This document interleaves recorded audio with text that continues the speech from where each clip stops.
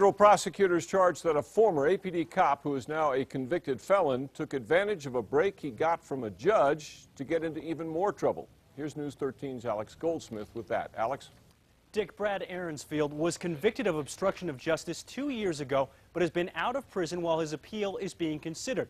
Now prosecutors want him put behind bars immediately. Since a 2010 felony conviction, prosecutors say Brad Ahrensfield has been up to no good.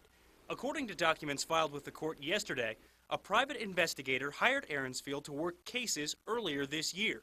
Investigators say that investigator told them he didn't know Ahrensfield was a convicted felon when he saw the former APD officer with an assault rifle during a demonstration for a client. It's typically a felony for a felon to carry a firearm. When the PI learned Ahrensfield's history, he tried to get rid of him, but told the FBI that Ahrensfield stole files and wiped the PI's computer clean in retaliation for not paying him. But that's not the only trouble Ahrensfield may be in. In other new filings, federal prosecutors say early this year, Ahrensfield tried to keep an officer from testifying in a DWI case by telling him he'd be sued if he did. It's unclear what his motivation may have been. That case was later dismissed.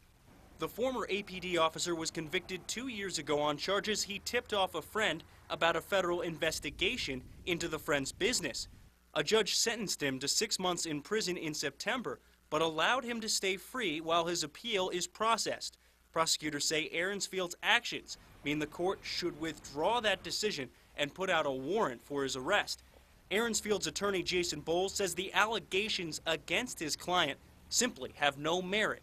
He's got a big target on his back, and they try at every juncture to raise issues. And I can tell you, Alex, there's a rebuttal to every one of these. It's unclear right now if Ahrensfield will face additional charges based on these new allegations. As part of his original conditions of release, he was allowed to possess a weapon for work, and those conditions weren't changed after his conviction, even though he was no longer a police officer, something the attorney's office says was a clerical mistake. Back to you, Dick.